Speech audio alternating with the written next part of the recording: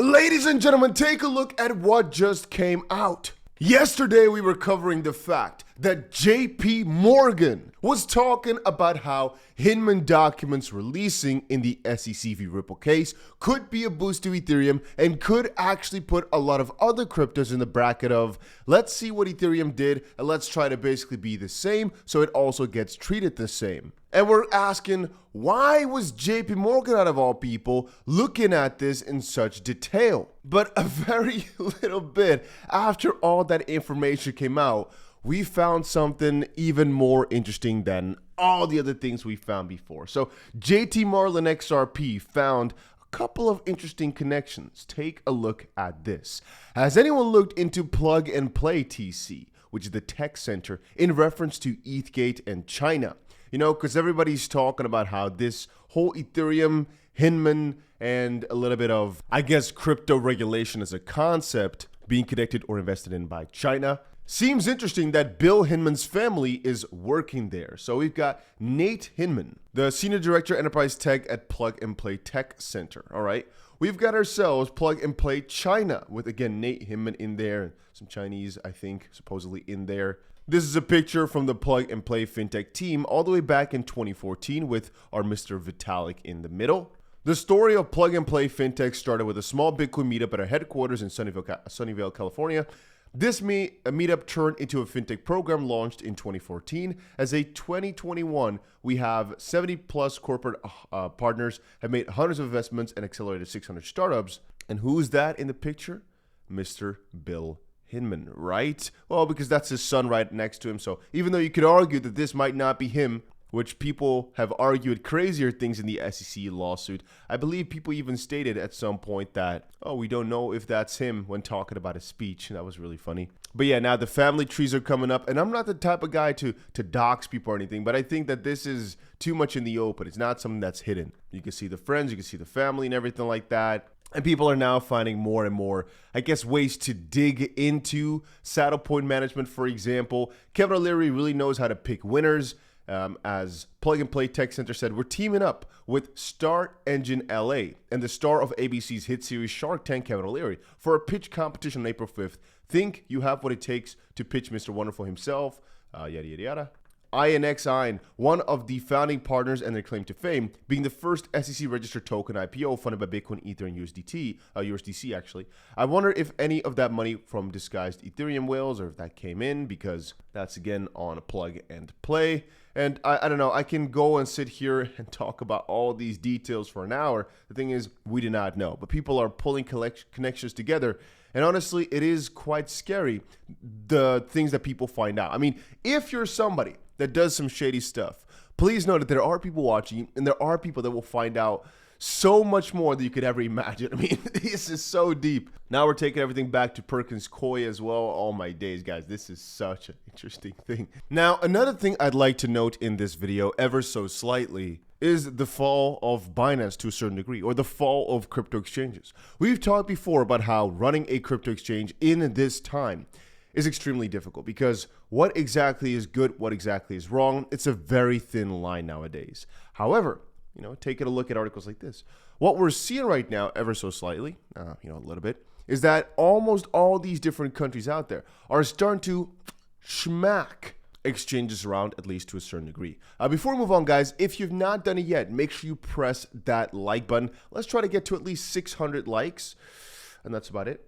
But yeah, all these different regulators are smacking down these exchanges, and it's just hurting all the people that want to get access to crypto. Because let's say you were using Binance, and now Netherlands shut down, US is having an annoyance, UK is shutting down partially, potentially. It's just making it more and more difficult for people to hold their crypto, to trade their crypto, to buy more crypto. And I just wanted to quickly mention that before I forgot, that right now in the crypto space, one of the biggest issues we're having has to do with exchanges, and has to do with the fact that they're pinpointing and hunting them down.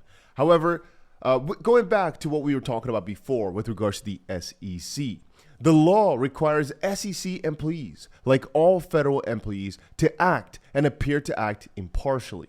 The law asks, would a reasonable person, knowing the facts, question the employee's impartiality? You know the facts. As well, we've basically exposed Hinman, we've exposed the SEC, and I think that this will only keep tumbling down further and further. And you know, one of the things that surprises me the most? That it's not really being taken as serious as you would have ever imagined. I mean, we now are not certain, please let's not say that, we're not certain that there is a conflict of interest or fraud or anything, because it's just hard to really prove, like, per fact that it's the case. But let's just say we are 99% sure that either Gary Gensler, Jay Clayton, or Hinman, either of those three, I would say all three, but let's say either of those three had something pretty sketchy going on. And I really wonder, why are only some, like Davidson and Tom Emmer, taking it seriously? And what are all the others thinking? When they're looking at this, what are they thinking? Are they thinking, no, this was fine? I mean, we've seen John Reed Stark say, no, crypto should be taken this way. But I'm not talking about that. I'm not talking about how crypto should be treated. And I'm not talking about whether what the SEC is doing is good or bad. Even though I'd say it's bad, regulation by enforcement, I'm not saying that it's per definition bad. What I am saying is that potentially they have acted in an interest that nobody with any reasonable brain could fully understand. Hopefully you guys get the difference right there. I'm not saying what they're doing is wrong or right. I'm saying I think everybody looking at this, and I don't think anybody can disagree with me here, will say that at least some of the things they've done just don't really make a lot of sense to anybody out there. And it was probably because of a conflict of interest. And so, well, I don't think they should keep their job, but hey. I mean, in all seriousness, look at what it's become. Right now, JPMorgan is saying that other cryptos should look more like Ether. But Ether right now, if you don't know, is having a very big discussion to become way more centralized. They basically want to increase the cap from 32 to 2048. You can see here, Ethereum developers consider raising validated limit from 32 to 2048 ETH, which basically would increase the centralization like crazy. And the community is not really happy about it. But again, then it makes even less sense, I guess, or it makes it even more funny that JPMorgan's so adamant about cryptos looking like Ethereum. But again, that all stems from this Hinman speech from all the way back then, that Ethereum basically following his rules was fine. And now people are thinking, yeah, what exactly makes a crypto fine? If we look back at Hinman, was he really just influenced like we're seeing with all these different connections that are had? And how does Prometheum play into all of this? Why exactly was the situation with that also so weird? At the end of the day, guys, I still believe that for the most part, this is all a big, I don't want to call it a trap, but a big distraction from the fact that all these major funds just wanted to get in, and they wanted to get in as low as possible. And so the SEC got the objective basically to push crypto into a most confusing little corner that it could before making it more clear as time goes on. After these big funds have entered, like BlackRock and Fidelity, the things we updated on just quite recently. Because you can't say that crypto is dying now because of everything going on here. The big money is coming in hot, and the SEC is going to have an extremely hard time disapproving every single one of these ETFs because BlackRock is just too huge for that. The moment they set their sights on an ETF like this and the SEC denies it, you can understand just how difficult of a battle that now becomes, right? Because you're going to have to explain to BlackRock why they shouldn't be allowed to have it, even though people at the SEC think, no, Bitcoin's fine. And futures, in a certain sense, are also fine. But spot not. Yeah, I can understand that would be a really, really difficult conversation, especially if Fidelity is backing it up too, saying, no, we think it's a good idea as well. Oh, damn, that would be interesting. So that would even uncover way more dirt from the SEC, and I don't think they want to get that. But that's, again, because I think they're playing a game together, so I don't think it would ever get to that. Last night, we talked about what could take Gary Gensler down, and I still believe if just some proper new counsel comes in for crypto, or they get some sort of new rules in that just take some power away on paper from the SEC, which has tried to overreach because they've never been granted the power to go after crypto. They just presume that crypto fall under their security laws. If just some new rules comes in from any higher up place, let's call it, that could put an end to so much confusion and so much sadness, even though, again, probably everything is planned, so it doesn't make a difference. And something else I just wanted to quickly mention is the IMF. And I think we should cover this deeper in another video later, but they're going to be creating a global CBDC platform. The IMF plans to develop a global platform for CBDC, aiming to enhance efficiency and fairness in international transactions. To enable interoperability, the IMF urges central banks to agree on a unified regulatory framework for digital currencies, which again is the IMF pushing the mission that we just mentioned here.